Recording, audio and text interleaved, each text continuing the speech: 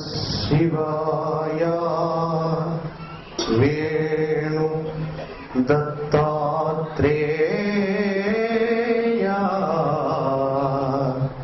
చరణ స్మరణ ఇహలోక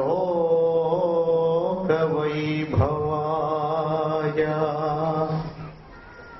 ఇహ పరలోక వైభవాయ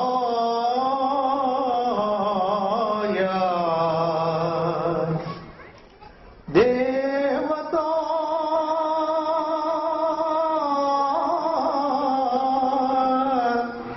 సార్వభౌమా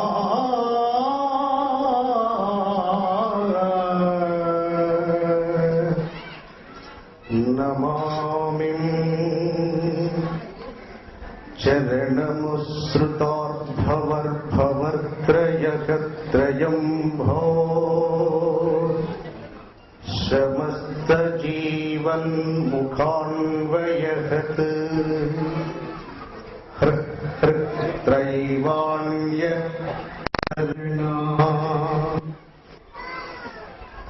పరాత్పరుడు ఈ గోళాన్ని తను కంటి చూపుతో సంరక్షణ చేస్తున్న దత్తాత్రేయ స్వామి ప్రతి అణువులో ప్రతి అణువణువున ఆయన రూపం ప్రకృతి అంతా నిండి ఉన్న ఈ లోకం గురువుగారైన వేణుగోపాల స్వామి వారి చరణములకు నమస్కరిస్తూ ఇచ్చట ఉన్న ప్రతి భక్తులు భక్తురాలు పిల్లలు పెద్దలు ఇవాళ మహాశుభమైన సమయం. ఈ మాసం మీ అందరికీ తెలిసిన విషయం. లక్ష్మీదేవి దత్తాత్రేయ స్వామి వారి వాక్కులో ఉంటుంది ఈ నెలంతా. ఆయన భక్తులు గాని ఆయన సేవలు చేసేటి వారు కానీ ఆ దేవాలయాలలో నివసించేటువంటి పూజారులే కాక అక్కడ ఊడ్చుకునేటువంటి వారు కూడా సమస్తమైనటువంటి కర్మలను నరికివేసేదానికి ఈ మాసం విశేషమైన సమయం. ఇచ్చట ఉన్న ప్రతి ఒక్కరికి పూర్ణ ఆయుష్ ప్రాప్తి, పూర్ణ ఆరోగ్య ప్రాప్తి, దంపతులంతా సుఖులై మీ పిల్లలు చక్కటి విద్యావంతులై ధర్మనిష్ట సత్యవాక్ పరిపాలకులై గొప్ప అదృష్టవంతులై పిల్లలందరూ పూర్ణ ఆరోగ్యవంతులై ప్రతి ఇంట మీ ఇంటిలో లక్ష్మి ఇవాళ నుంచి శాశ్వతమై నిలచి ప్రతి దంపతులు సుఖులై శుభులై సత్యవాక్ పరిపాలకులై వర్ధిల్లెదరుగాక. శుభం. కలియుగంలో ఈ జరుగుతున్న కాలం మనందరికీ తెలిసిన విషయం. ఎవరి పని వారు చేసుకుంటున్నాం, భగవంతునితో మనకెందుకు అనుకోకుండా ఎన్నో ఉపద్రవాలు ఈ లోకాన్ని పొంచి ఉన్నాయి. చాలా మంది పెద్దలు కూడా తీర్మానం చేసి చెప్పారు, ఈ లోకం ఎప్పుడు అంతరించిపోతుందో ఏం తగులుతుందో చెప్పలేకున్నామనుకున్నారు.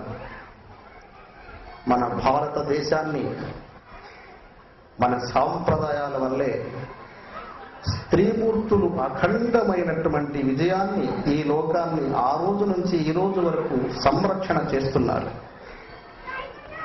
ఈ సాంప్రదాయాలను తీర్మానం చేసి మనకు అందించిన వారు దత్తాత్రేయుని వారసుడు. వారి నుంచే వచ్చింది. భగవంతుడు సాక్షాత్కారమైన మన కర్మలు పోవడానికి లేదు. భగవంతుడు అంటే 5 మెట్లు దాటి అవతల ఉంటాడు ఆయన. ప్రధానమైనది శీలము, రెండవది ధర్మము, దానము, అహింస, తపస్సు. వీటిని దాటి తపస్సు చేయగలిగితేనే ఆయన ఇక్కడ ఏం చేయాలో తీర్మానం చేస్తారు. ఇవి ఇప్పటి వరకు భారతదేశాన్ని రక్షిస్తుంది ఈ 5. అన్ని ప్రపంచ దేశాల కన్నా కూడా తపస్సొక్కటే కాదు ఈ దేశాన్ని, ఈ గోళాన్ని రక్షిస్తుంది ఈ 5. ప్రపంచ దేశాలలో అన్నిటికంటే కూడా భారతదేశంలో స్త్రీమూర్తి రక్షణకర్తగా ఉంది. ఆమె తపస్సు చేయదు, వేదం చదవదు, పురాణాలు చెప్పరు. చదువు లేని వారు కూడా ఒక్కొక్క పల్లెటూరి వెళితే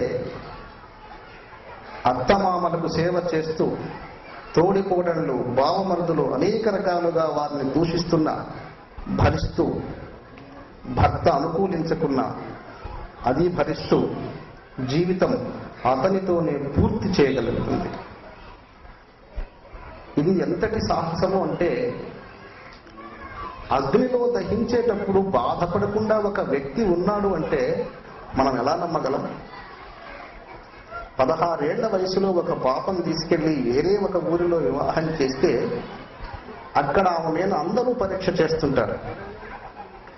ఆమెపై ఆయుధాలు వేయని వారు ఎవరుంటారు ఆ ఊరిలో? అన్నింటినీ భరిస్తుంది, అన్నింటినీ జయిస్తుంది, వారందరికీ సమాధానం చెప్తుంది, ఆ ఇంటికి వారసుల్ని కానీ ఆ ఇంటి పేరు నిలబెడుతుంది. అది శీలం. ఆ శీలం ఈ లోకాన్ని కాపాడుతుంది. ప్రపంచ దేశాలు ఎన్నెన్నో భయంకరమైనటువంటి ఉపద్రవాలు సంభవించి హరహర అని కొన్ని లక్షలాది మంది పోతున్నారు. అక్కడ కూడా దేవుడు ఉన్నాడు, ఇక్కడ దేవుడు ఉన్నాడు. ఇక్కడ రక్షించి అక్కడ శిక్షించి లేడు. ఇవి మన సాంప్రదాయాలు. ప్రధానంగా ఈ లోకాన్ని, ఈ గోళాన్ని రక్షిస్తున్న జాతి స్త్రీమూర్తి కనుక వారి ధర్మాలు వారు కోల్పోకూడదు. వారి కోసం కాదు, ఈ లోకం కోసం ప్రతి స్త్రీమూర్తి వీర పతివ్రత శిరోమణిగా ఉండాలి. ఏ స్త్రీమూర్తికైనా ఆలోచించి చూడండి, తను సుఖం కోసం ఏమైనా చేస్తుందేమో. భర్త కోసమో, పిల్లల కోసమో, తల్లిదండ్రుల కోసమో, సమాజం కోసమో జీవిస్తున్నారు. ఇంతకంటే దేవుళ్ళు ఎక్కడ ఉంటారు? ఒకటి ధర్మం భారతదేశంలో ఉంది, అన్ని దేశాలలో లేదు. నిరుపేదవాడైనా, తిండికి లేనివాడైనా మన గ్రామానికి వస్తే 10 మంది వస్తే 10 మందిని అన్నం తినమంటాడు. వాడికి శక్తి లేదు, కూలి పని చేసుకుంటాడు. మా ఇంట్లో అన్నం లేదు పో అనడు. అది వేరే దేశాలలో లేదు. ఇలాంటి ఎన్నో మన దేశంలో ఉన్నాయి. అవన్నీ కలిసి మన లోకాన్ని కాపాడుతున్నాయి. మన దేశాల నుంచే ఎన్నో దేశాలు బ్రతుకుతున్నాయి. వీటన్నిటిని 5 దాటినాక తపస్సు. ఆ తపస్సు దాటితే భగవంతుడు. అంటే భగవంతుని మనస్సు ఏమిటంటే, ఏ మనిషికి దేవుడికి నమస్కరిస్తే కష్టాలు పో అని కాదు నమస్కరించేది, రా అని. ప్రతి ఒక్కడు వీరుడు లోకంలో. ప్రతి ఒక్క మనిషి నిజాయితీపరుడు. కష్టానికి తలదించడు, మరణానికి తలదించి లేడు. వయసు ఉడిగిన తర్వాత ఎవడైనా చావుకు భయపడతాడా? నేను ఎప్పుడు పోవాలయ్యా అంటాడు. ఏం ప్రాణం ఆయనకి తీపి కదా. ధర్మం. ఈ లోకం, ఈ గడ్డకే ధర్మాన్ని పాటించే శక్తి ఉంది. ఎవరు ఏం చదవాల్సిన పని లేదు, వేదాలు నేర్వాల్సిన పని లేదు. ప్రతి మనిషిలో ఉంది ఈ ధర్మం. విదేశీయ పరిపాలనను, విదేశీయులను చూచి ఇప్పుడు కొంత పిల్లలలో మార్పులు వస్తున్నాయి. ఇవి రాకూడదు. ఇవి వస్తే లోకం అంతరించిపోతుంది. భగవంతుడిని నమ్ముకున్నాం, భగవంతుడు మనకు మేలు చేస్తాడు కదా. ఎలా చేస్తాడు? ఈ 5 దాటితే చేస్తాడు. భక్తులు ఎంతమంది కష్టాలలో ఉన్నారో మీకు అందరికీ తెలుసు. ఇవాళ ఈ వ్రతం ఎందుకు పెట్టామంటే, సువర్ణలక్ష్మీదేవి ఇవాళ ఈ గ్రామానికి వచ్చింది. రాత్రి సిద్ధులతో కలిసి నేను వచ్చాను. నేను ట్రైన్లో, కుమారు గారు నన్ను ట్రైన్లో తీసుకొచ్చారు. నెల్లూరులో ఉన్నాను. నాతో సిద్ధులు కొంతమంది వచ్చారు. ఈ దత్తాత్రేయ స్వామి సన్నిధి ఇది ఇప్పటిది కాదు. మీరు అనుకోవచ్చు, ఈ గుడి మొన్ననే కట్టాము, ఈ గుడిలో ఏదో ఈ మధ్యనే కొంచెం అని. ఆ భూమి లోపల దత్తాత్రేయుడు 108 కళలతో నివసించున్నాడు. 108 కళలు. సర్వదేవతలు ఆయన సన్నిధిలో ఉంటారు, ఆయన శరీరంలో ఉంటారు. సర్వధర్మాలు, సర్వ వేదాలు, సర్వ చదువులు, విద్యలు, అన్ని రకాలైనటువంటి భాషలు ఆయన శరీరంలో ఉంటాయి. ఈయన ఎక్కడ తీర్మానం చేసుకుంటే అక్కడ మనం చేరతాం. ఈ భూమి లోపల అటువంటి మహాశక్తి ఉంది. లక్ష్మీదేవిని స్వామివారు పిలిచారు. ఇవాళ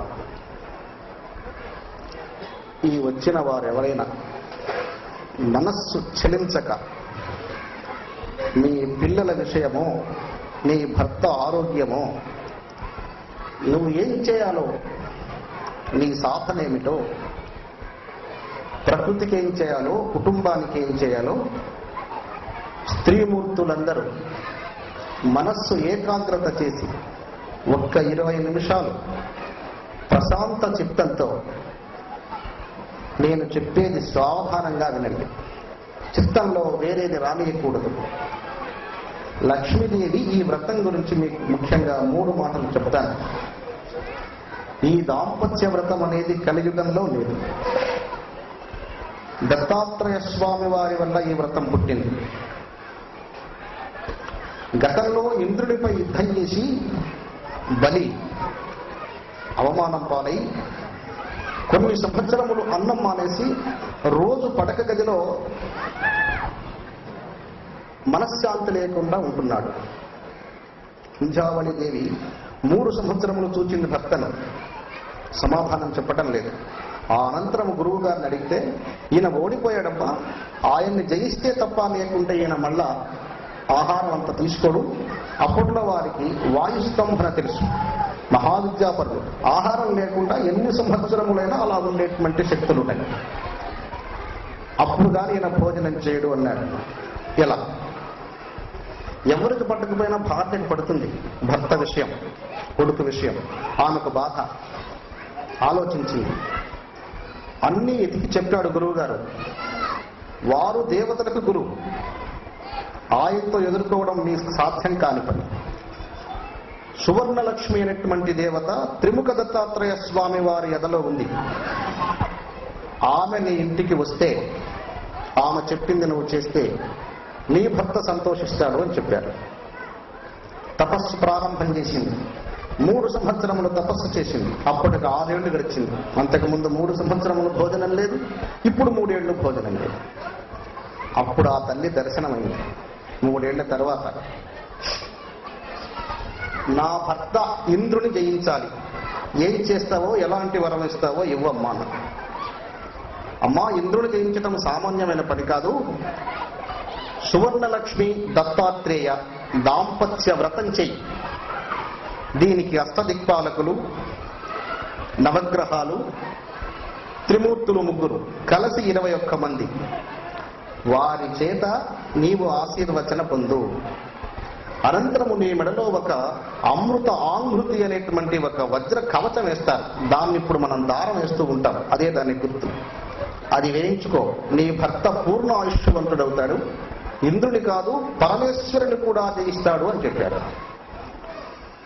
అదెక్కడ వీలవుతుంది? దేవేంద్రుడు మహావిరోధి. నీవు సాధన మొదలుపెట్టు, నీ భర్తను పూజలో కూర్చుండబెట్టు, నేను పిలిపిస్తానన్నాడు. ఈ తపస్సు 3 సంవత్సరములు చేసేసరికి లోకమంతా సుభిక్షమైపోయింది. చోరులు లేరు, జారులు లేరు, దొంగతనం చేసేవాళ్ళు లేరు, శరీరాన్ని నమ్ముకునే వాళ్ళు లేరు. ఎక్కడ పడితే అక్కడ విపరీతమైన ధనము చేకూరింది. రాజు చేతికి కంకణం ధరించి లోకానికి అందరికి దానం చేయటం మొదలుపెట్టాడు. పుణ్యం అధికమైపోయింది. విష్ణు భార్య కూడా అక్కడే వచ్చున్నాడు. సరస్వతి బ్రహ్మ అక్కడికి వచ్చేశారు. పరమేశ్వరుడు అక్కడే ఉన్నాడు. భూలోకమే వైకుంఠంగా మారిపోయింది. కానీ భర్త వినలేదు. ఈ వ్రతానికి భర్త వినలేదు. ఆ రోజు నుంచి ఈ రోజు కూడా అమ్మవార్లు చెప్పింది భర్తలు అంతగా వినరు. అహం పనిచేస్తుంటుంది వాళ్ళకి. భార్య ఎప్పుడు భర్త యోగక్షేమాలు చూస్తుంటుంటాడు. నా భర్త క్షేమంగా ఉండాలి, ఎక్కడ పుట్టొస్తుందో కానీ ఆయన మీద అంత ప్రాణం ఇస్తుంది, తల్లిదండ్రులను కూడా వదిలేస్తుంది. నా భర్త క్షేమంగా ఉండాలి. ఎన్ని చెప్పినా వినలేదు. పుణ్యం అధికమైపోయింది. ఇంద్రుడికి భయం వేసింది. ఈ పుణ్యం ఈ విధంగా పెరిగితే నేను నాశనం అయిపోతానని విష్ణువు కాడికి వెళ్ళి మొరపెట్టారు. ఏం చేస్తావో మాకు తెలియదు, బలి చక్రవర్తి నెల లోపల చచ్చిపోవాలి. ఇది చెయ్యకపోతే ఇక వైకుంఠం కాదు, కైలాసం కాదు, సత్యలోకం కాదు, ఇంకెవరో ఆయన్ని పోరాడి జయించలేరు అన్నారు. వ్రతమేం పూర్తి చేయలేదు ఈ మహాతల్లి, ఆయన ఒప్పుకోలేదు. విష్ణువు బలిని చంపడం కొరకు ప్రయత్నం చేయాల్సి వచ్చింది. చూడు, బలి చక్రవర్తి ఒక సామాన్యమైన రాజు, ధనుజ కులంలో పుట్టినవాడు, రాక్షసుడు. ఆయన్ని చంపడం కొరకు ఆయన ఎందుకు రావాల్సి వచ్చింది? అక్కడ తపస్సు, ఇక్కడ దానం. దానాన్ని మించింది ఈ ప్రపంచంలో మరి ఒక్కటి లేదు. మానవుడు ఎంతకాలం జీవిస్తాడో తెలియదు. దానం చేసే అవకాశం ఉన్నప్పుడు, దానం అంటే కోట్ల రూపాయలు కాదు, పిడికడు మెతుకులు తీసి ఒక కాకికో, ఒక ఉడతకో, ఒక పిట్టకో, ఇది దానం. నీ శక్తిని బట్టి దానం. ఈ దానం చేసే అదృష్టం జంతువులకు లేదు. మానవుడిగా జన్మించావు, భగవంతుడిగా మారే అవకాశం నీకే ఉంది. కాబట్టి నువ్వు దానం ప్రతినిత్యము చేయాలి. దానం చేయమంటే రోడ్డమ్మిడి పోయే వాళ్ళకి డబ్బులు ఇచ్చి చెడగొట్టకూడదు.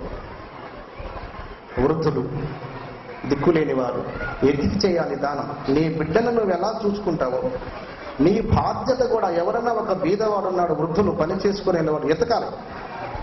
ఈ అదృష్టం నీకు పోగొట్టుకుంటే ఇంక రాదు. ఆ దానము చేత ఆది విష్ణువే అతన్ని చంపాల్సిన పరిస్థితి వచ్చింది దేవతల వల్ల. ఇంకెవరు సాధ్యం కాల, అంత గొప్పది దానం. ఆది విష్ణువు వచ్చి చూస్తే అక్కడ ఋత్వీకులంతా 6,000 మంది చేరి నర్మదా నది తీరమున యజ్ఞాలు చేస్తున్నారు. 3 ఏళ్ల నుంచి చేస్తున్నారు. సామాన్యమైనది కాదు. వారందరూ ఈయన చూడగానే, ఈయన పొట్టివాడు, ఏం చేయాలో తెలియకుండా ఉన్నాడు. వారందరూ చుట్టూ ముట్టడించారు. బ్రాహ్మణులు, వారికి దైవస్మరణ, దైవ జ్ఞానం ఉంటుంది. పిచ్చి బ్రాహ్మణుడు కూడా భగవద్ దర్శనం అయితే ఆ లోకంలోకి వెళ్ళిపోతాడు. మనం వెళ్ళలేము. వారి పుట్టుకలు అలాంటివి. వారికి డబ్బు, హోదాలు ఇవి పట్టవు. భగవంతుడు అనుగ్రహం, భగవత్ కళ అలాంటివి కనపడితే వాళ్ళు అక్కడే ఉట్టిని చూచిన పిల్లి వల్ల తిరుగుతూ ఉంటారు. పాలన చూస్తుంది పిల్లి, ఇంక వెళ్ళదు. అలా పట్టుకున్నారు 6,000 మంది ఋత్వీకులు. వాళ్ళు చాలా అజానుబాహులు, చక్కదనమైన వాళ్ళు. ఈయన 3 అడుగులు, ఒక కన్ను ఇటు, ఒక కన్ను ఇటు చూస్తుంది. ఆయనకి వికారంగా ఉన్నాడు, 3 అడుగులు. ఆయనకు అర్థం కాల దానం చేసిన మహాత్ముని ఏ విధంగా చేయాలి, లేకుండా చేయాలంటే ఎలా చేయాలో తెలియలా. వారందరిని అడిగాడు, ఎరా బలి చక్రవర్తిని మనం ఎలా జయించాలి అని. మహాదానశీలుడండి, మన బ్రాహ్మణులందరికీ రోజు ఏం కావాలన్నా ఇస్తాడు, నువ్వు అడిగినా ఇస్తాడు అన్నాడు. అందరినీ వెంట పెట్టుకుని అక్కడికి వెళ్ళాడు. సభలో కూర్చుని ఉన్నాడు రాజు. సభంతా చాలా సంతోషభరితంగా ఉంది. నటభట గాయకులు ఎక్కడ వాళ్ళు అక్కడ మహానందంగా ఉంది. నృత్యాలు చేస్తున్నారు, సంగీతం పాడేవాళ్ళు సంగీతం పాడుతున్నారు, ఒక పక్క వేదం చదువుతున్నారు. రకరకాల ఆనందాలన్నీ అక్కడే ఉన్నాయి. ఆయన చూడగానే ఆది విష్ణువుకి భయం కలిగిందట. మానవుడే, సామాన్యమైన మానవుడు, ఆయన నుంచి భయపడటం ఏంటి? ఆయన చేసిన దానము శక్తి భగవంతుడైన బానిస కావాల్సిందే. దానం అంటే సామాన్యంది కాదు. ఈతడే దానవ చక్రవర్తి పొగుడుతున్నాడు. భగవంతుడు పొగట్టం ఏంటండి? ఈతడే దానవ చక్రవర్తి సురలోకేంద్రాగ్ని కాలాది దిక్పతి గర్వాపనయ ప్రవర్తి గతలోభస్ఫూర్తి నానామక వ్రతదాన ప్రణవానువర్తి సుమనో రామా మనోభేదనుద్ధత చంద్రాతపకీర్తి. ఎన్ని పొగుడుతున్నాడో చూడు. వెనువెంట ఇంద్రాది దేవతలు వచ్చున్నారు. వాళ్ళకు మాట చెప్పున్నాడు. వాళ్ళేమంటున్నారు? ఈయనేందయా అవమానపరుస్తానంటాడు, చంపుతానని చెప్పొచ్చాడు, ఇక్కడికి వచ్చి పొగుడుతున్నాడు. ఇంద్రాది దేవతలని గర్వము తీసేసిన వాడు, సత్య కరుణ ధర్మోల్లాసం స్ఫూర్తి, సత్యము కరుణ ధర్మము సముద్రమంతా చేసుకుని ఉన్నాడయ్యా ఆయన. ఈయనను దర్శించడమే నాకు మహాభాగ్యమైంది అన్నాడు. సత్య కరుణ ధర్మోల్లాసం స్ఫూర్తి దానం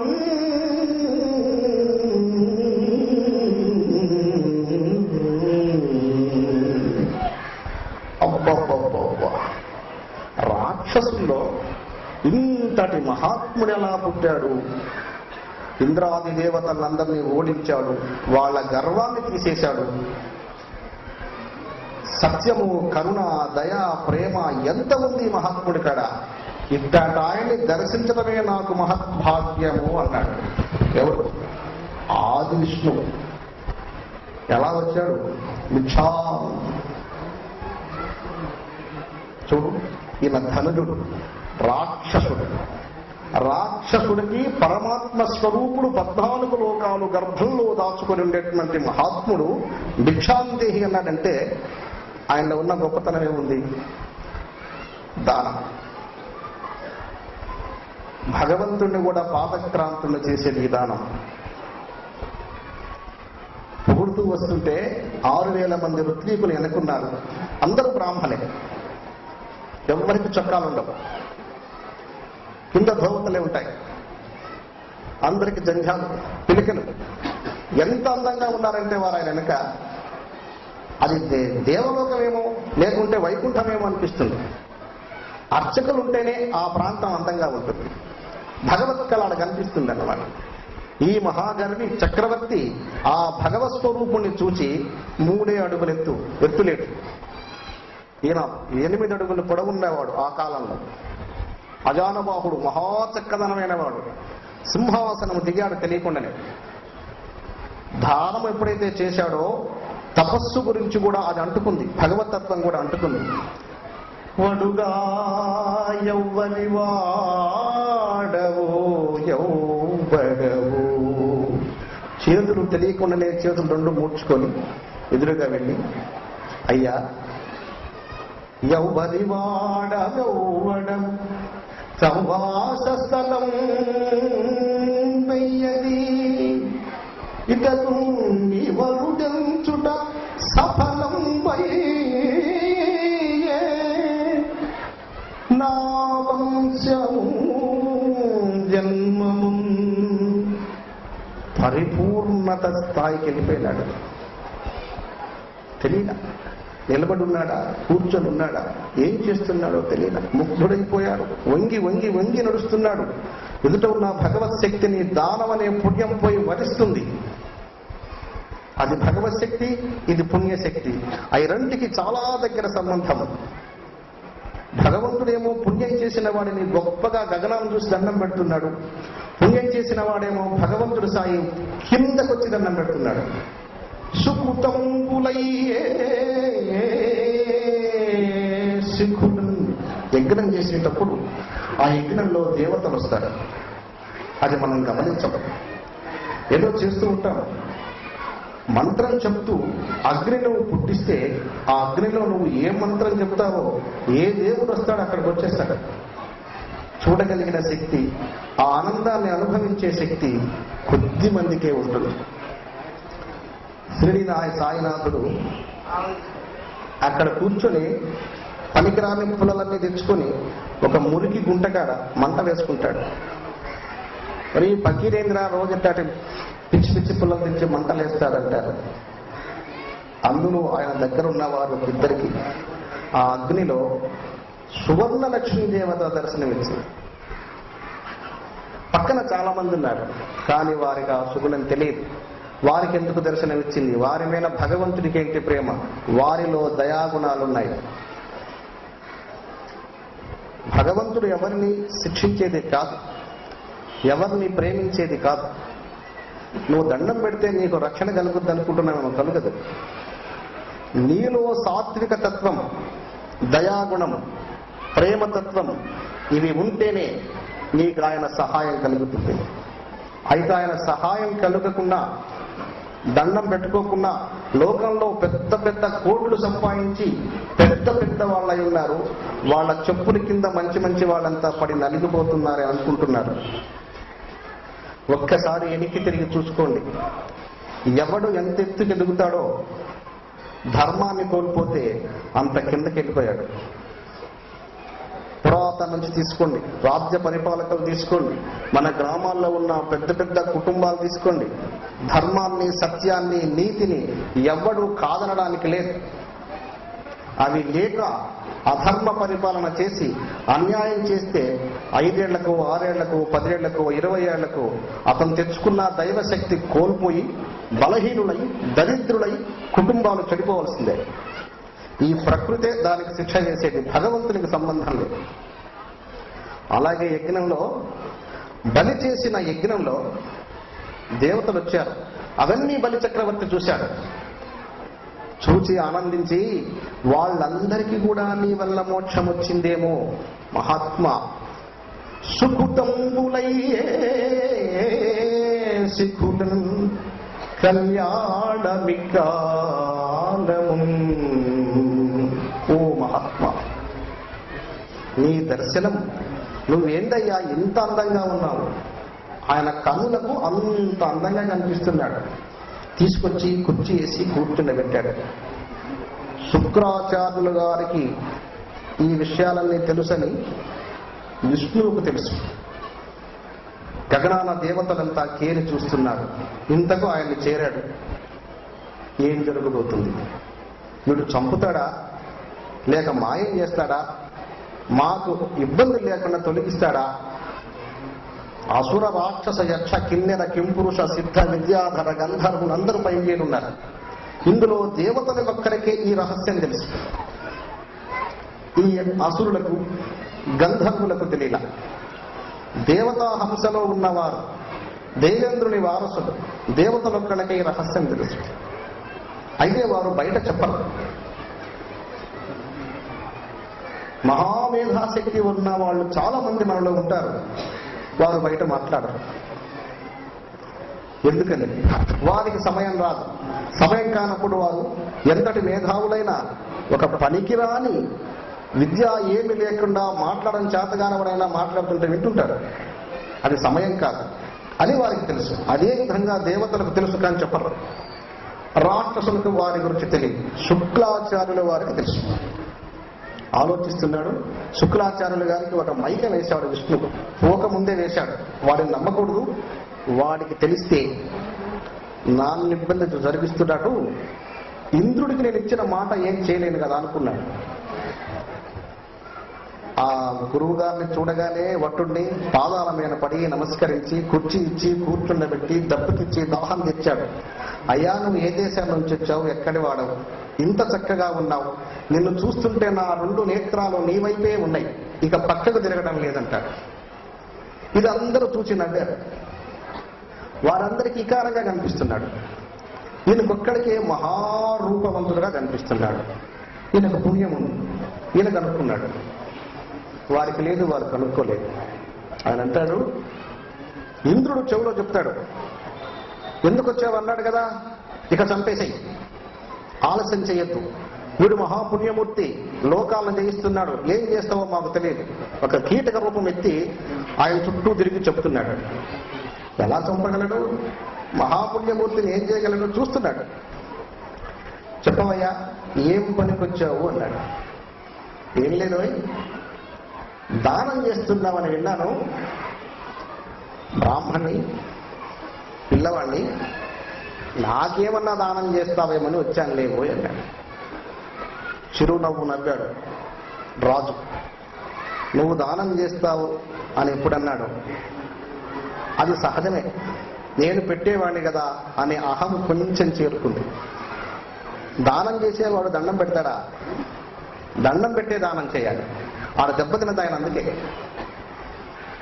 బలిచక్రవర్తి విష్ణు చేతిలో చిక్కేవాడు కాదు.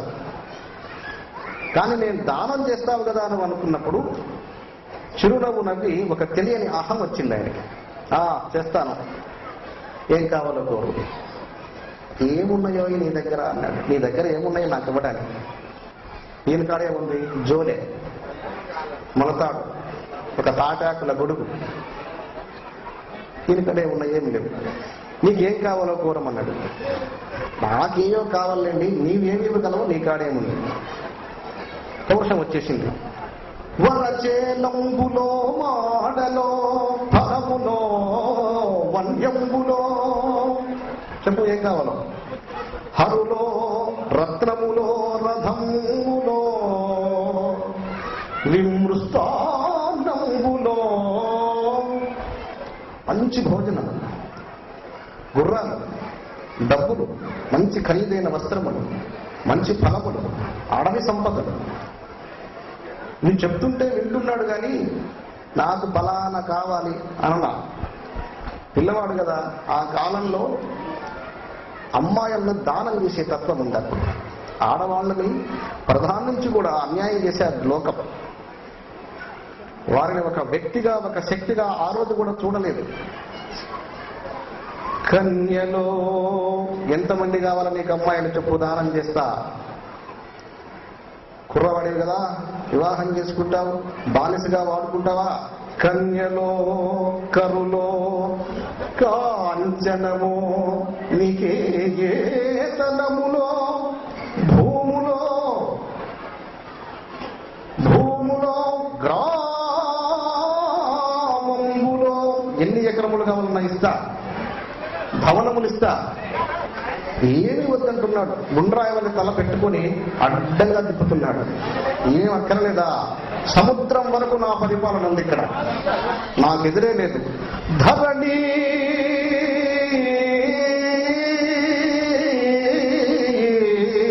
ఖండము కాక ఏమడిగేదో, ఈ భూగోళం అంతా కాక ఇంకేమని అడుగుతావా? అడగవయా. ఏం చెప్పాలో తెలియలా. దానము చేయబోతూ ముందు బలి చక్రవర్తికి అంతకు ముందు రాత్రి ఒక సంఘటన జరిగింది. ఇంట్లో ఆమె భక్తురాలు కదా, ఇంజావళి, దర్శనమిచ్చింది రాత్రికి. లేవగొట్టింది. పాన్పు పైన పడుకునుంది భర్త పక్కన. ఏ ఇంజావళి, లేవే లేవే. లేచి కళ్ళు నిలుపుకొని కూర్చొని, ఏంటమ్మా, రేపు నీ భర్త చనిపోయే రోజు రాబోతుంది, దానం చేసే దాన్ని రేపు చేయకుండా మాట తీసుకోవే అన్నది. ఇప్పుడు కూడా ఒక్కొక్క ఇంటిలో ఒక్కొక్క మహాతల్లికి భవిష్యత్తు తెలుస్తుంది. అదే వారిని ఇంట్లో వాళ్ళు లెక్క చేయరు, గౌరవించరు. కానీ అమ్మ వాళ్ళకు తెలుస్తుంది. పిల్లలకి ఏదైనా ఆపదలు వచ్చినా, భర్తకి ఏదైనా ఆపదలు వచ్చినా, కొంచెం భక్తి జ్ఞానము, ధర్మము పాటించే స్త్రీమూర్తులకు ఏం జరగబోతుందో ఆపద ముందు తెలుసుకుంటారు. అయితే వారు ఎరుకలు లేక అవి గుర్తించరు. కొంతమంది గుర్తిస్తారు. ఆ టైంలో నిద్ర లేపి రాజుని, ఏమండి చక్రవర్తి గారు, నాకు ఒక మాట కావాలి ఇవాళ. ఆయన నిద్రలో ఏం కావాలో చెప్పవే అన్నాడు. రేపు సూర్యుడు హస్తమయమయ్యేంత వరకు, సూర్యుడు కుంకేంత వరకు దానం చెయ్యను అని ఒక్క మాట ఇవ్వవయ్యా అన్నది. నిద్ర మత్తులో ఏముంది, రేపే కదా ఇస్తానుకో, ఇవ్వను లేపు అన్నాడు. అప్పుడు గుర్తొచ్చింది బలికి. కానీ సంఘంలో, సభలో ఇంతమంది భటులు, వేద పండితులు, పురోహిత బ్రాహ్మణులు, గాయకులు, మహాయుద్ధం చేసేవాళ్ళు, రథికులు, పూర్ణ రథికులు, అర్ధరథికులు అనేకులు ఉన్నారు. నీకేం కావాలో ఇస్తానని చెప్పాడు కదా, ఇంకెన్ని ఎట్టబోతాడు? ఈ గొప్పతనం మనిషికి అన్యాయం చేస్తుంది. అందుకే ప్రతి మనిషి దాసుడై ఉండాలి. గొప్పగా ఉన్నాడు అంటే అతనికి కీడు సంభవిస్తుంది. ఎవడు తప్పించుకోలేడు. ఎప్పుడు దాసోహం. వాడు ఎంతటి మనగాడైనా శరీరము నీది కాదు కనుక, శరీరము నీ సొంతం అయితే నువ్వు మనగాడని చెప్పొచ్చు. శరీరము నీది కాదు కనుక 24 గంటలు దాసోహమే ఉండాలి మనస్సులో. నేను మృచ్ఛుడను, శక్తిహీనుడను, అనేది మనస్సులో ఉండాలి. అని ఉన్నప్పుడు సమస్యలు రావు, గొడవలు రావు, ఎవరికి వాడు జాగ్రత్తగా ఉంటాడు. అది గుర్తొచ్చింది. కానీ ఇక్కడ అహం అడ్డం వచ్చింది. ఇంకా ఏం చెప్పలేకపోయాడు. ఇంతమంది సభలో చూస్తున్నారు, ఇస్తానని చెప్పాను కదా, మళ్ళీ ఇవ్వనంటే వద్దు అనుకున్నాడు. శుక్రాచార్యులు గారు కూర్చొని ఉన్నారు. ఇంద్రాది దేవతలంతా పైన ఆడ తిరుగుతున్నారు. ఏం జరగబోతుందో చూస్తున్నారు. ప్రపంచం అంతా అక్కడే ఉంది. ఎందుకంటే విష్ణువు అక్కడ ఉన్నాడు, ఈశ్వరుడు అక్కడ ఉన్నాడు, బ్రహ్మ అక్కడ ఉన్నాడు, లక్ష్మీదేవి అక్కడ ఉంది. ఎక్కడెక్కడ మహాశక్తి సంపన్నులంతా అక్కడే ఉన్నారు. ఇక లోకమంతా అక్కడే ఉంది. అందరూ బలి చక్రవర్తి చుట్టే భజన చేస్తున్నారు. చూడు, అయిపోయింది. ఇక ఆయన లేచి ఎలా అడగాల, ఏం అడగాల, ఏం చేయాలా, ఈ బలిని ఎలా బంధించాలా, ఎలా నాశనం చేయాలా అర్థం కాల. ఆయన పుణ్యం ఈయనకు అడ్డుపడుతుంది.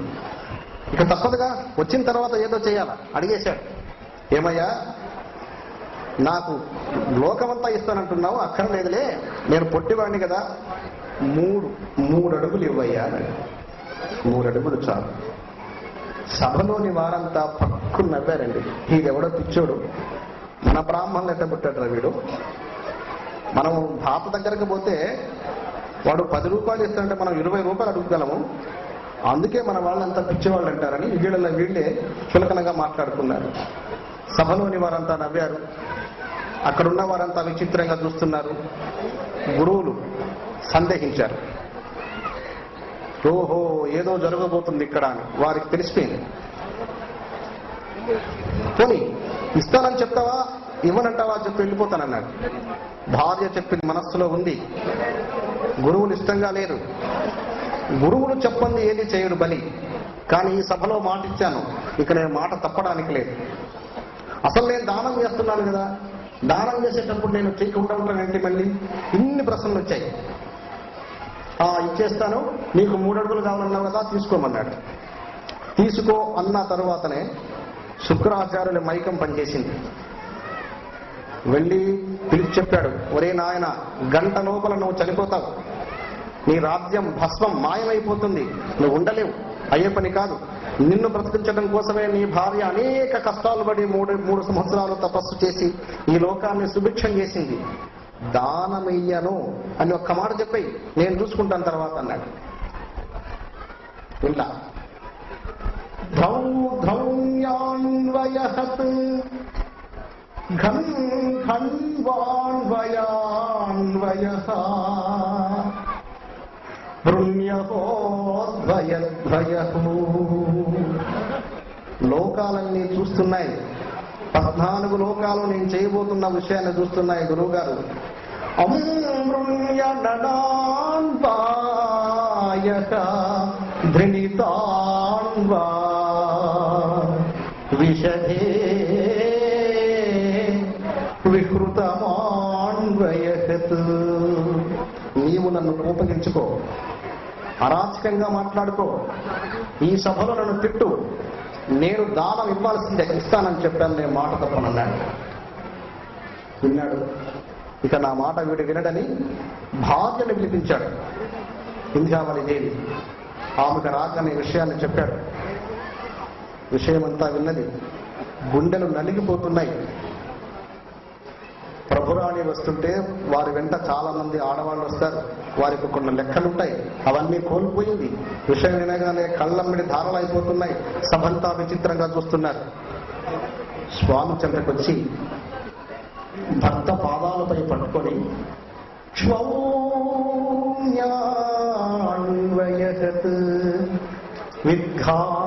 విద్ఘాన్యా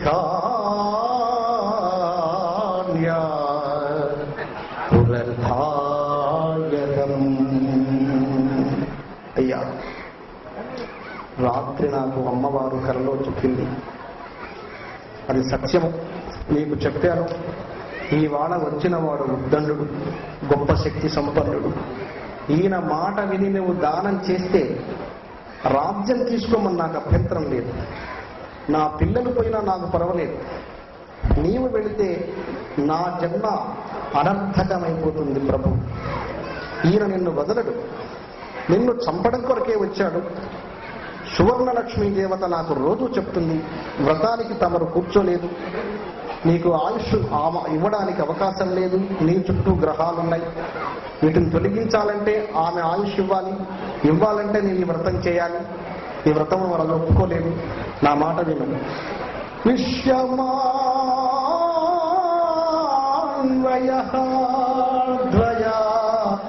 రిర్భూత్వా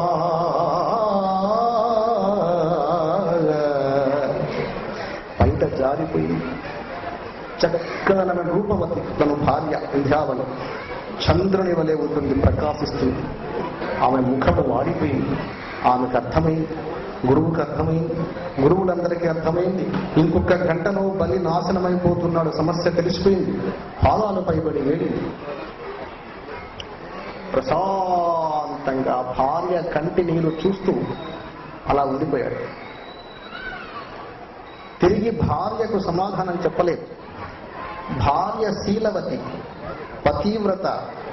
ఆమెంట ఆయనకి సర్వ పంచ ప్రాణాలు, తన హృదయం, తన బ్రతుకు ఆమె. అలా ప్రేమిస్తారు భార్యలను. అయినా వినరు. ఎందుకు వినరు? అశరీర గ్రహాలు ప్రతి మనిషిలో ఉంటాయి. ఇవి వెళ్ళవు. ఎన్నో లక్షలాది మంది చనిపోయారు కదా, వాళ్ళు ఇంకొక లోకం లేదు పోవడానికి, ఇక్కడే ఉంటారు. వారందరూ నీ చుట్టూ తిరుగుతుంటారు, వారికి ఇష్టం. నువ్వు ఎక్కడికన్నా బయటికి వెళితే నీ ఇంటికి నువ్వు వెళ్లాల్సిందేగా, వెళ్లకుండా ఉండలేవు. అలాగే శరీరం పోగొట్టుకున్న ప్రతి మనిషి ఇక్కడే ఉన్నాడు. శరీరం పోయిన తర్వాత ఇంకేం చేస్తాడు? దానం చేస్తాడా? తపస్సు చేస్తాడా? ఏమన్నా భగవంతుడిని కొనియాడగలడా? నాలుక పలికినప్పుడే భగవన్నామ స్మరణ చేయాలి. చేతులు పని చేసినప్పుడే దానం చేయాలి. నువ్వు నడవగలిగినప్పుడే, నీ తల పని చేసినప్పుడే పరుజీవులకు సహాయం చేయాలి. ఇది మహామోక్షానికంటే మహా గొప్ప శక్తి. ఇది నువ్వు పని చేయకుండా ఉన్నంతకాలం వేరే చేసుకుని అయిపోయినాక ఏం చేస్తావు?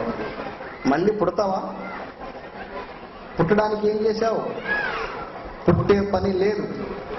ఎవ్వడు జీవితాన్ని వ్యర్థం చేసుకుంటే వాడికి గతి లేదు. సూర్య చంద్రాదులు ఉన్నంత వరకు ప్రేతాత్మలుగా ఉండాల్సిందే. దేవుడు ఏమి చేయలేడు. దేవుడు ఏమన్నా చేసే పని అయితే ఈ బాంబులన్నీ పెట్టేయన్ని ఆపేయచ్చుగా. ఆయన దయలేని వాడా? భూకంపాలన్నీ ఆపేయచ్చుగా. కుంటి వాళ్ళని, గుడ్డి వాళ్ళని వీళ్ళందరూ ఎందుకు పుట్టించడం? బ్రహ్మాండంగా తయారు చేయొచ్చుగా. రోజు నరహత్యలు చేసేవాడికాడికైనా ఒక దంపతులు వెళితే, అయ్యా నీ ఆశీర్వచన కావాలంటే వాడికి దయగుణం కలిగి వాళ్ళిద్దరికి డబ్బులు ఇచ్చి అక్షింతలేసి దండం పెట్టించుకొని తృప్తి పడతాడు. వాడు నరహంతకుడు. మరి ఇంతటి హంతకుడికి అంత దయగలిగినప్పుడు 14 లోకాలు తన గర్భంలో దాచిన మహాభగవశక్తికి దయ లేదా? ఉంది. ఏమి చేయలేడు. వయస్సున ఉన్న భర్త ప్రాణం పోతుంటే భార్య ప్రాణాలు విల విల విల విల విల కొట్టుకుంటుండే. ఆ బాధ ఏమని చెప్తావు? ప్రేమించిన భార్య తన ముందర క్యాన్సర్తో చచ్చిపోతుంటే చూస్తుంటాడు. ఏం చేస్తాడు? ఎవ్వడు ఏమి చేయలేడు. బలహీనులు మనుషులు. కారణం ఏమిటి? తను పరివర్తన. దరిద్రం అనుభవిస్తున్నాను, నేను సత్యంగా ఉన్నాను, ఇంటి మీద తాటి ఆకులు లేవంటాడు ఒక ఆయన. తాటి ఆకులు లేకపోయినా నిద్ర వస్తుంది. నిద్ర రాదా? ఆకలి తీరదా? నీకు భార్య లేదా? నీకు భర్త లేడా? నీకు పిల్లలు లేడా? ఫ్లైట్లో తిరిగి 1000 కోట్లు సంపాదించే వాడికి నిద్ర రాదు. వాడికి నిద్ర లేదు. భార్య భర్త ఆనందం లేదు. పిల్లలతో ప్రేమ లేదు. నరకం. మనిషికి కావలసింది శాంతి. నువ్వు కట్టిన భవనము, సంపాదించిన భూమి, పెట్టుకున్న బంగారం ఇక్కడే పోతుంది. నీ వెంట వస్తుందా? శాంతి. శాంతి వస్తుంది నీకు. అందుకే ప్రతి మనిషి శరీరం ఉన్నప్పుడే దానం చేయాలి. ప్రతి మనిషి భక్తి చేయాలి. నాలుక పలికినప్పుడే భగవన్నామ స్మరణ చేయాలి. ప్రతి స్త్రీమూర్తిని దైవంగా చూడాలి. ఎందుకు? ఈ లోకాన్ని కాపాడింది స్త్రీ జాతి. వారు తప్పులు చేయకూడదు. వారు తప్పులు చేసే లోకం ఉండదు. ఇంకా మన భారతదేశంలో 70% వీర పతివ్రత శిరోమణులు ఉన్నారు. కనుకనే మన భారతదేశం చక్కగా వర్ధిల్లుతుంది. పుష్కలంగా ఉన్నారు. వారు మనలాగా మనుషులే. వారికి చిత్త చంచల్యం ఉంటుంది, వారికి కోరికలు ఉంటాయి. మధ్య స్థాయిలో ఉన్న వాళ్ళకి, నిరుపేదలకు, ఎత్తుటి వాళ్ళని చూసి భ్రమలు పడతారు. కానీ వారి ధర్మం వాళ్ళు కోల్పోరు. యజమాని దగ్గర పనిచేస్తుంటారు. యజమాని దగ్గర ఒక కూలివాడు, కూలివాని భార్య, వీళ్ళకు కూడా వాళ్ళని చూసి భ్రమిస్తుంటారు. చాలా బాగున్నారు వాళ్ళు, బాగా ఆస్తి ఉంది, బాగా వాచీలు ఉన్నాయి, ఉంగరాలు ఉన్నాయి, బంగారం ఉంది, ఫ్లైట్లో పోతున్నారు అనుకుంటారేమో కానీ భర్తను దాటి ఆ భార్య పోదు. ఇది మన దేశంలో ఉన్న గొప్ప శక్తి. వీర పతివ్రత శిరోమణులు. పురాతన భగవంతుడు ప్రతిరూపంగా ఇచ్చాడు మనకి స్త్రీమూర్తిని. కనుక ప్రతి స్త్రీమూర్తిని దైవంగా భావిస్తే నీకే మంచిది, పుణ్యం మిగులుతుంది. నీ తల్లి, నీ భార్య, నీ చెల్లి ఒకటే శరీరం. చూడండి, చిత్తంలో మార్పు అంతే. చేతులు, కాళ్ళు, శరీరము, కళ్ళు, నేత్రాలు మొత్తం ఒకటే శరీరం, కానీ చిత్తంలో మార్పు. ఏదైనా చిత్తాన్ని సమకూర్చుకుంటే నువ్వు మహాత్ముడు అవుతావు, భగవంతుడు అవుతావు. శ్రీని సాయినాథుడు, గొలగముడి వెంకయ్య, మెహర్ బాబాజీ తండ్రి కడుపు నుంచి వచ్చిన వారే. మనం అలాగే వచ్చాం. మనం దెయ్యాలం అయిపోతున్నాం. వారు భగవంతుళ్ళ ఈ లోకాన్ని కాపాడుతున్నారు. నువ్వెందుకు కాపాడవు? మనస్సు నిలబెడితే నువ్వు దేవుడివే, ఇక వేరే మాటే లేదు. నిలబెట్టిన వాళ్ళంతా దేవతలే. మనస్సు నిలబెట్టుకోకపోతేనే దెయ్యాలి. చచ్చినాకేమైపోతావు అనుకుంటారు. ఏమి కాము, ఇక్కడే ఉంటావు. నడుము తిరిగి మంచాన పడ్డావు, ఎక్కడికి పోతావు? ఇక్కడే. కాళ్ళు పనిచేయాలి, ఇక్కడే ఉంటావు. శరీరం కూడా అంతే. పదవి పోయిన వాడు ఏ విధంగా బాధపడతాడో, శరీరం పోయిన వాడు కూడా ఇక్కడే బాధపడతాడు. దీనికి మన భారతదేశంలో ఉన్న మన అదృష్టం ఏంటంటే, దేవాలయాలు, వేద బ్రాహ్మలు, పురోహిత బ్రాహ్మలు ఈ లోకాన్ని సంరక్షించడానికి, సరైన మార్గంలో నడిపించడానికి మనకి వాళ్ళు భగవంతులు. పిచ్చి బ్రాహ్మణుడు కనపడ్డ నమస్కారం చేస్తే మంచిది, తిక్కలోడు కానీ మనకేంటి? గుడి లేకపోయి రోజు 24 గంటల్లో 10 గంటలు భగవంతు నామస్మరణ చేస్తాడు. ఇంతకంటే మనకేం కావాలి? అది 5వది తపస్సు అనేది. అందులో ఉంటారు వాళ్ళు. వారి నుంచే మనకి ఈ లోకంలో వారు ఎక్కడ కూర్చున్న వాళ్ళు చెప్పే ఇవే. త్రాగుడు గురించి కానీ, జోదాల గురించి కానీ ఇవి చెప్పరు. గుడిలో బ్రాహ్మణ గారు కూర్చుంటే వాడు తప్పు చేసుకుని మనకు అనవసరం, మనకు చెప్పేది మాత్రం మంచిది. కనుక శక్తిని, దైవతత్వాన్ని పొందడానికి ప్రతి స్త్రీమూర్తిని గౌరవించాల్సిన అవసరం ఉంది. ఇక్కడ బలి చక్రవర్తి చూస్తున్నాడు భార్య. ఆయనకు కూడా జ్ఞానం ఉంది, చచ్చిపోతాం తెలుస్తుంది. అంతా విని చివరిలో ఒకటి చెప్పాడు. ఈ పక్క ఇంధ్యావళి, ఈ పక్క గురువు గారు ఉన్నారు, ఎదురుగా బ్రహ్మఋషులంతా ఉన్నారు. అప్పటికి అర్థమైపోయింది బలి చక్రవర్తికి. ఒక మాట చెప్పాడు, ఓసి వెరిదానా, కారే రాజులు రాజ్యముంగలుగవే,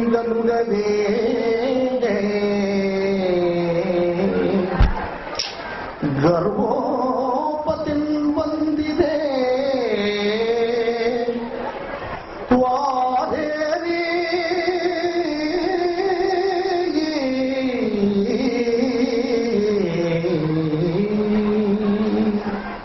మా తాతలు,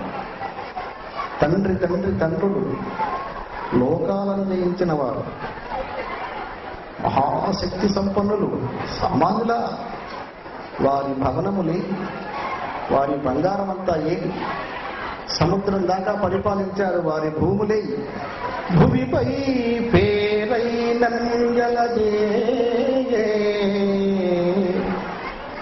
గుర్తున్నారా ఎవరన్నా? మనకు 10 తరాల ముందు వారెవరో మనం చెప్పగలమా? మనకు టెన్షన్ ఏమవుతుంది? టెన్షన్ పూర్తిగా వదిలేసి కూర్చో ఏమవుతుంది? ఏం కాదు. మన పరివర్తన కరెక్ట్గా పెట్టుకొని ప్రశాంతంగా ఉంటే ఏ మనిషికి బీపీ రాదు. ఎందుకు టెన్షన్? ఎవడున్నాడు ఇక్కడ? ఎవడు శరీరం ఉంటుంది ఇక్కడ? ఎవరి శరీరం ఉండేది కాదు. ఊరికే భయం. కూతురు పెళ్లి కాలేదు, డబ్బులు లేవు, ఏం కాదా? ప్రధానమంత్రి కూతురుగా ఉంది, రోజు కూలి పని చేస్తున్న కూతురుగా ఉంది, ఏం తక్కువ? వీళ్ళకి నిద్ర ఒకటే, వాడికి నిద్ర ఒకటే. లేనిపోని భ్రమ. ఆ భ్రమను తొలగించుకుంటే మనిషి పరమాత్ముడైనట్లే. లేదు, నువ్వు టెన్షన్ పడ్డావు, ఏం సాధిస్తావు? ఇక్కడ ఏం మూట కట్టుకుని పోయినావు? శివి ప్రముఖులు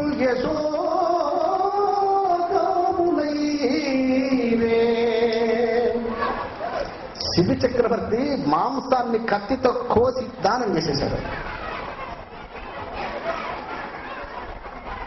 వారలం మరచిరే ఇక్కాలమునన్ ఎంత సమయం గడిచింది? వారలం మరచిరే ఇక్కాలమునన్ భార్గవా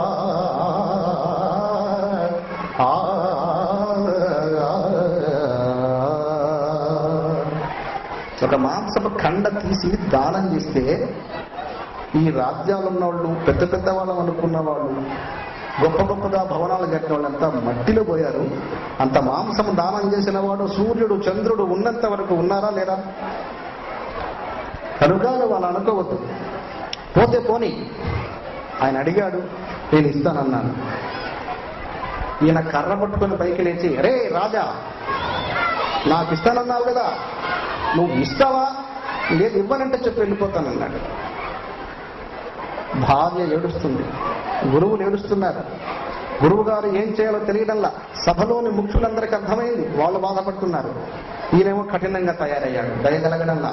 వచ్చింది అందుకోసం కదా, అతన్ని నాశనం చేయడం కోసం వచ్చాడు.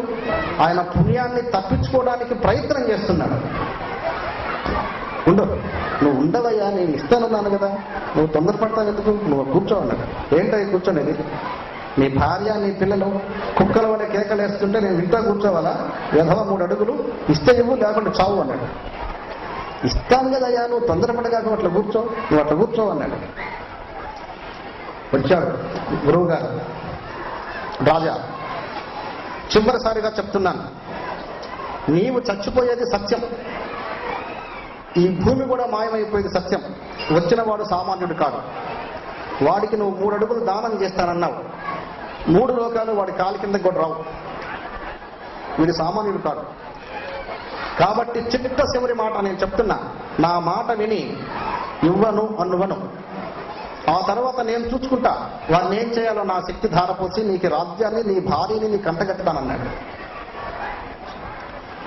ఏమయ్యా గురువు గారు, ఏం చెప్తున్నావు నువ్వు? 14 లోకాలు ఈయన గర్భంలో ఉన్నాయని చెప్తున్నావు. అంతటి మహాత్ముడైతే ఈ 14 లోకాలు జయించి తపస్సు చేస్తుంది ఎవరి కోసం? లక్ష్మీదేవి కోసం, ఆమె దర్శనం కోసం. ఈయన ఆమె భర్తను నువ్వు చెప్తున్నావు. ఆది శ్రీ సతి కొప్పుపై ఆది శ్రీ సతి కొప్పుపై ఆమె శిరస్సున ఎవడన్నా చేయబెట్టగలడా? అటువంటి చెయ్యది. ఆది శ్రీ సతి కొప్పుపై హంసోత్తరీయంపై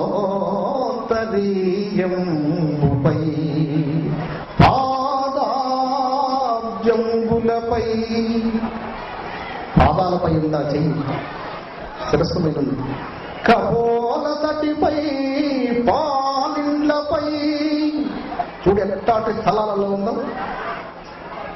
నూతన మర్యాదలు జంతు కదంబు క్రిందగుట. 14 లోకాలకు జయించేటువంటి శక్తి సంపన్నుడు. ఏ దేవత మనం అనుకుంటున్నామో, సర్వలోకాలు ఏ దేవత కోసం మనం తపము జపము తపస్సు చేస్తున్నామో, ఆ దేవత ఆయన అరిచేతులు అన్ని తాకిన చెయ్యి. నూతన మర్యాదలు జంతు కదంబు క్రిందగుట, మేల్గాదె నా కదంబు పైన గుట. రాజ్యము గీత్యము. ఎందుకు ఈ రాజ్యమయ్యా? ఎంతకాలం ఉంటుంది? అందరికీ అభయమిచ్చడి చెయ్యి ఇక్కడుంది. ఇప్పుడు నా చెయ్యి దానిపైన. క్షౌర్వాన్వయగ్రణ్య నిపుణ్యణాన్వయ త్రుతా హృత్వా భవర్భవర్త్రయం. భువను భువనంబులు, నదులు నదంబులు, చలయేళ్లు, పర్వతంబులు సమస్తాన్ని అరిచేతిలో పెట్టుకున్నటువంటి దిగ్ధిక్తాన్వయాన్వయహతు. సర్వ ప్రపంచాలు ఆయన చేతిలో ఉన్న చేయి ఇవాళ కింద నా చేయి పైన ఉంటే ఈ శరీరం ఉంటే ఎంత, పోతే ఎంత. అదంటూ ఇంకొక మాట చెప్పాడు. నువ్వేమన్నా అనుకో, భగవంతుడు అభ్యాగతి భిక్షగాడ, నాకు అవసరం లేదు. హంభన్వితాన్వయ కంకణ పృంతధాత్రణ్యర్భవర్భవత్రయహత్. ఈ లోకము పోని, నా వంశము పోని, నా శరీరము పోని, నా భార్య నా కన్నుల మిందుల ప్రాణం పోని, నా పిల్లలు చచ్చిపోని, ఈ సభంతా నాశనమైపోని, హృంకృతాంకృతంస ప్రణాంక్రణ్యమాన్వయహత్వార్భవర్భవర్త్రయా. అస్సలు భయపడే సమస్య లేదయ్యా. నా ధ్యేయం, నా సిద్ధాంతం, నా న్యాయం దానం చేసేదే పెట్టుకున్నా. నేను దాంతో చచ్చిపోతా, లేదా నేను అదృష్టవంతుడైతే బ్రతుకుతా. బ్రతకపోని, నా పిల్లలు పోని, నేను పోని, నా సిద్ధాంతాన్ని నేను మార్చుకోను అన్నాడు. దానం చేసే దాని కొరకు ఆయన అంత సాహసం చేశాడు. ఇది శాశ్వతమైంది కనుక, శరీరము శాశ్వతమైంది కాదు కనుక. దానంలో తపస్సుంది, దానంలో భగవంతుడు ఉన్నాడు, దానంలో అనేక పుణ్యాలున్నాయి. ఎవడు చెప్పినా వెళ్ళలేదు, దానం చేసేశాడు. ఆది విష్ణువు ఆయన్ని అంతరింపజేసి భూలోకంలోకి తెచ్చేశాడు. కుంజావళీదేవి అల్లాడిపోయింది. సువర్ణలక్ష్మీ దేవత వ్రతము జరిగి ఉంటే ఈయన పుణ్యం ఇంకా చేసేవాడు, లోకంలో ఇంకా అనేక ఉపకారాలు చేసేవాడు. ఆయన సిద్ధాంతం తప్ప అని నేను అనను. కానీ భార్య చెప్పినటువంటి నీతిని పాటించాల్సిన అవసరం ప్రతి పురుషుడికి ఉంది. భార్యలో గొప్ప ఏకాగ్రత ఉండాల్సిన ప్రతి స్త్రీమూర్తికి ఉంది. భూలోకానికి తీసుకొచ్చారు ఈ వ్రతాన్ని. ఈ వ్రతము ఎవరింటిలో జరుగుద్దో వారింటిలో పిల్లల చదువులు కానీ, వారి ఆరోగ్యాలు కానీ, అపమృత్యువు కానీ రాదు. గత 10 సంవత్సరముల నుండి ఈ వ్రతాలు చేస్తున్నారు. ప్రతి ఇంటిలో చేసుకున్న ఇంటిలో ఆపదలన్నీ దాటేసుకుంటూ వెళుతున్నారు. కనుక ప్రతి స్త్రీమూర్తి ఇది గుర్తుంచుకొని ఈ మాసంలో ఈ వ్రతాన్ని చేసే విధానం మనసులో పెట్టుకోండి. ఇది ఎవ్వరికీ కష్టం కాదు, ఎవరికి డబ్బు ఖర్చు పెట్టాల్సిన పని లేదు. 21 జతను ఇంటికి పిలిచి పులిహోర దానం చేయండి. భోజనం పెట్టలేని వారు కూడా చేయవచ్చు. ఈ వ్రతంలో దేవతలందరూ అక్కడ చూచి ఆనందించి ఆ స్త్రీమూర్తిని దీర్ఘసుమంగళిగా ఆశీర్వాదన చేస్తారు. ప్రతి సంవత్సరం నీ పెళ్లి రోజు ఈ వ్రతం జరగాలి. విష్ణువు ప్రతిరోజు చేసుకుంటాడు ఈ వ్రతం. లక్ష్మిని కూర్చొని పెట్టుకుని ప్రతిరోజు చేసుకుంటాడు. ఆయనకు దత్తాత్రేయుడు ఇచ్చాడు ఆ వరాన్ని. నీ పెళ్లి రోజు గుర్తు చేసుకో, ఏడాదిలో ఒక్కసారి ఈ వ్రతాన్ని చెయ్యి. ఈ వ్రతమైన తరువాత ఈ 21 ముత్తైదులు నీ మెడలో దారం వేస్తారు, దీర్ఘ సుమంగళిగా ఉండమని. ఆ దారాన్ని నీ కన్నా పిల్లలకు కుడి హస్తానికి ఒక్కొక్క ముక్క తెంచి కట్టి వారిని నీ పాదాలకు నమస్కరించమని చెప్పి వారి తలపై నీ చెయ్యి పెట్టి ఆ బిడ్డను ఆ రోజు ఆశీర్వాదన చెయ్యి. విద్యలో, ఆరోగ్యంలో, ఆర్థికంలో ముందుకెళ్ళిపోతాడు. భర్తను తప్పనిసరిగా ఆయన చేతికి కూడా కట్టి భర్తను ఆశీర్వాదన చెయ్యి. ఆయనకు మరలా నీ పెళ్లి రోజు వరకు యాక్సిడెంట్లు కానీ, నష్టాలు కానీ, ఆయన ఇబ్బందులు పడడం కానీ, ఇంకేమైనా కష్టం రావడం కానీ రాదు. నువ్వు నిష్ఠతో ఈ పూజ చేస్తే దీనికి నియమం ఏమీ లేదు, బ్రహ్మచర్యాలు అవసరం లేదు. మనస్సు ఏకాగ్రతగా ప్రతి స్త్రీమూర్తి సాంప్రదాయబద్ధంగా ఉంటే చాలు. సమస్త దోషాలను మీరే హరింపజేసుకునే మహాశక్తికి ఈ వ్రతం. వేణుదత్త సువర్ణలక్ష్మీ దేవత ఈ వ్రతాన్ని ప్రతి ఇంటిలో చేసుకోండి. ఇక్కడ నేను ప్రతి సంవత్సరం వస్తాను. కుమారు గారికి ఒక మంచి కోరిక ఉంది. ఈ ప్రాంతీయం అంతా సుభిక్షంగా ఉండాలని ఆయన ఆశ. ప్రతి కుటుంబంలో కష్టాలు ఉండకూడదు. ప్రతి దంపతులు క్షేమంగా ఉండాలి, అన్యోన్యంగా ఉండాలి. ప్రతి ఇంటిలో పిల్లవాడు గొప్పగా చదవాలి, ప్రతి ఇంటిలో బిడ్డ గొప్ప ఉద్యోగాలు చేయాలని, అందరూ ఆరోగ్యంగా ఉండాలని కుమారు గారి ఆశయం. ఈ ప్రాంతీయం మొత్తానికి మేలు చేయాలని ఉన్నాడు. కనుక నేను ప్రతి సంవత్సరం వస్తాను. ఈసారి వచ్చినప్పుడు 2 రోజులు 3 రోజులు ఉండి చక్కటి ఉపన్యాసం చెప్తాను. అందరూ తప్పకుండా వచ్చి విని సువర్ణలక్ష్మీ దేవతను దత్తాత్రేయుని నిరంతరము స్మరించుకోండి. ఎవరైనా పెళ్ళులుంటే ఒక మంత్రం చెప్తాను, రాసుకోండి. మీ ఆశయాలు ఏవైనా ఉంటే అది పెట్టుకొని చేసుకోండి. ఆ మంత్రంతో 40 రోజులు చేసుకోండి, అది మీ పనులు చేసి పెడుతుంది.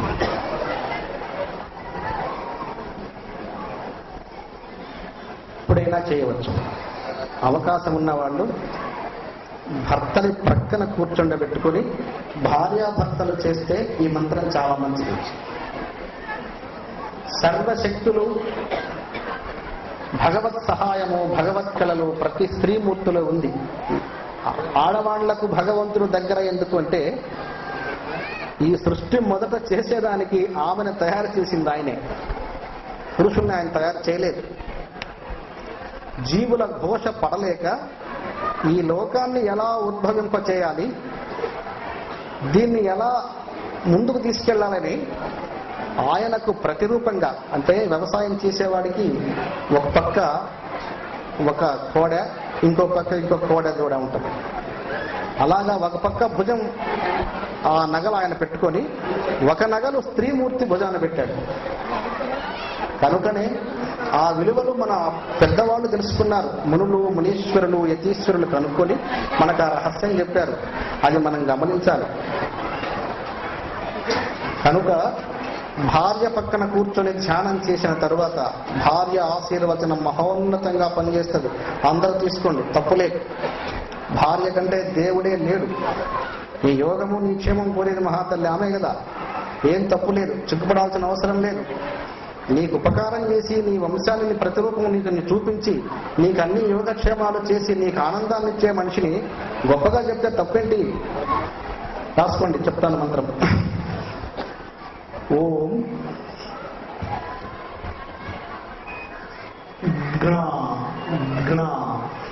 దారాసి, కింద ఘారాసి, దా మామూలు దా, కింద ఘ, దాని కింద అణ ఉంది కదా, అణ, నా కాకుండా అణ, అది ఘ్న. ఓం ఘ్న. అమ్మవారి హృదయంలో ఉంటుంది ఈ బీజం. సువర్ణలక్ష్మీ దేవత హృదయంలో ఉంటుంది. ఏ స్త్రీమూర్తి అయినా కింద ఏదైనా ఒక చాప లాంటిది కానీ, లేకపోతే ఎవరన్నా ఇళ్లలో పురాతనలో ఉంటాయి జింక చర్మాలు అలాంటివి కూడా ఉంటాయి. అట్లా ఉన్నవాళ్ళు జాగ్రత్తగా దాన్ని కింద వేసుకొని దాని మీద ఒక పట్టపరుచుకొని హాస్పిటల్ మీరు ఎలా కూర్చోగలిగితే అలా కూర్చోండి.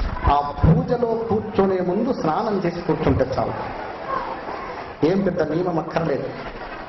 కొద్దిగా ఒక అరటిపండు, లేకుంటే చక్కెర, లేకుంటే ఏదో ఒకటి కొంచెం దీపారాధన చేసి పెట్టుకొని కూర్చోండి. అది అవకాశం లేని వారు ఒక ధూపం, ఏదన్నా ఒక మంచి పొగ, సుగంధం వచ్చే పొగ పెట్టు. ఎందుకంటే మీరు పిలిచే ప్రతి భౌ, ఈ 3 అక్షరాలు భర్తతో కలిసి అవకాశం ఉన్నవాళ్ళు సాయంకాలం లేదు ప్రొద్దుబొద్ది నిద్ర లేవగానే అన్ని నీళ్లు పుక్కులించి ఊచి ప్రశాంతంగా మీరు పడుకునే బెడ్ మేనేజ్ చేసుకోవచ్చు. దంపతులకు నేరం లేదు. ఒక దాంపత్య జీవితం అంటే భగవంతుడు అని, సంపూర్ణమైంది అని. అగ్ని సాక్షాత్కారం పెట్టి వారిద్దరిని ఒకటి చేస్తారంటే వీళ్ళు భగవంతుడు అని, ఈ సృష్టికి మూలాధారకర్తలు అని. వారికి నేరపారాలు ఉండవు, అందరూ ఆనందంగా జీవించవచ్చు. భగవంతుడి కోసం బ్రహ్మచర్యాలు ఉండి ఉపవాసాలు అన్నం తినకుండా ఉండాల్సిన అవసరం లేదు. అన్నానికి దేవుడికి సంబంధం లేదు. నీ బ్రహ్మచర్యానికి భగవంతుడికి సంబంధం లేదు. నీ హృదయం ఆ కూర్చున్న 10 నిమిషాలు భగవంతుని వైపు మనసు నిలబెట్టు చాలు. నువ్వు పిలిస్తే ఆమె పలుకుద్ది. ఇలా ప్రతిరోజు చేయండి, లేదా ఒక మండలం చేయండి, ఏదన్నా ఎన్నుకోండి. ఊరికే కాకుండా నాకు ఈ పని జరగాలి అంటే చాలా పెద్ద పని పెట్టుకొని చేయబట్టండి. నువ్వు చేసేది 40 రోజులు. దీనికి నీకు తగిన ధర్మం, నువ్వు ఎంత పని చేశావో అంతవరకే చేయాలి. నువ్వు చేసే చాకిరి, నువ్వు చేస్తున్న ఏకాగ్రతకు సమమైన ఫలితం నీకు వస్తుంది. అమ్మవారు ఉంటుంది, అధిగమించి సహాయపడదు. నువ్వు చేస్తున్నటువంటి దాన్ని బట్టి చేస్తుంది. ఈ మంత్రం చేయండి. ఈ పూజలు మన ఊళ్ళో అందరూ చేయించండి. మీలో ఎవరైనా అమ్మవార్లు 2 3 దీన్ని నేర్చుకొని ప్రతి ఇంటిని రక్షించండి. ఈ పూజ చేసి మీరు ఆ ఇంటిని ఆశీర్వాదన చేసి వచ్చిన తరువాత మళ్ళా వచ్చే సంవత్సరం వరకు ఆ ఇంటిలో ఎన్ని శుభాలు వస్తాయి మీరు చూడండి. ప్రజలకు ఉపకారం చేసే కంటే ఇక మీకేం కావాలి చెప్పండి? నీ బిడ్డను ఎలా పెంచుతావో ఈ ప్రపంచాన్ని కూడా అలా చూడటం మొదలు పెట్టండి. భగవంతుడు వేరే లేరు, మీరే భగవంతుడు. ఆ దారిలో మనం వెళుతూ ఉంటే మన కష్టాలు మనకుంటాయి, వాటిని వద్దు అని చెప్పగాకండి, కానియండి. కష్టాన్ని అనుభవించడానికి మోయడం కొరకు వీరనారీమణుల్లాగా సిద్ధంగా ఉండండి. అవి రావడానికి కారణం ఏమిటంటే అవి ఒక గ్రహాల వల్ల వస్తాయి. అవి నిన్ను ఆశించే బ్రతుకుతాయి. ప్రాణానికి సంబంధించినవి తప్ప ఏ కష్టాన్నైనా స్వీకరించడానికి మానవుడు ధైర్యంగా ఉండాలి. ఇది మానవ సహజం. మానవుడే భగవంతుడు. భగవంతుడు అంటే మంత్రాలు చేయటం, పూజలు చేయటం, ఉంగరాలు చేయటం కాదు. అవి వాళ్ళు ఎందుకు చేశారంటే మన మూర్ఖత్వాన్ని మార్చడం కొరకే చేశారు. ఓహో ఏదో ఉంది అని మనం అటువైపు తిరుగుతామని చేశారు. బిడ్డకు అన్నం పెడితే వాడు తినడు. చందమామను చూపిస్తుంది తల్లి, తీసుకొస్తాను రా తినరా అంటది. ఇప్పుడు తింటాడు వాడు. అలా చేశారు వాడు. వారు చేసింది మేము చేయలేమా అంటాం కాదు. మనకు కావాల్సింది సత్యమైన దారే భగవతత్వం. పరులకు సేవ చేయటమే భగవంతుడు, ఇంకా వేరే లేదు. ప్రతి స్త్రీమూర్తి, ప్రతి పురుషుడు వయసు ఉన్నంత వరకు ఎవరికి ఉపకారం చేయలేదు వాళ్ళ అనుకోకూడదు. ప్రతిరోజు ఏదో ఒక ఉపకారం, ఏదో ఒక దానం. వీళ్ళే భగవంతుడు. అలా చేసుకుంటా నువ్వు ముందుకు వెళితే నీ నుంచి ఎన్ని కుటుంబాలు బాగవుతాయో చూడండి. సంతోషం. అందరూ లేచి ఒక్కసారి ఈ పట్టణాన్ని మనం ఆశీర్వాదన చేద్దాం. కూర్చోండి. భగవన్నామ స్మరణ విన్నాము, భగవంతుని గురించి ఆలోచించాము. మన మనస్సులు పవిత్రంగా ఉన్నాయి. ఈ పవిత్రమైన మనస్సుతో ఈ పొలమూరు అనే గ్రామము పలకండి. ధర్మతరమై, నీతివంతులై, ప్రతి మనిషిపై దయగలిగి, ప్రతి ఇంటిలో లక్ష్మి నిలచి, ప్రతి దంపతులు ధర్మనితులై, సత్యవాక్పరిపాలకులై, శుభులై, వారి సంతానము ధనవంతులై, విద్యావంతులై, పూర్ణాయుష్యవంతులై, పూర్ణారోగ్యవంతులై, ఈ గ్రామమున లక్ష్మి ప్రతి దేవి ప్రతి ఇంట శరీరములో చేరి నివసించుగాక, అష్టౌశ్వర్యముతో ఉండుగాక. ఈ భక్తుల దీవెన బ్రహ్మదీవెనై నిలచుగాక.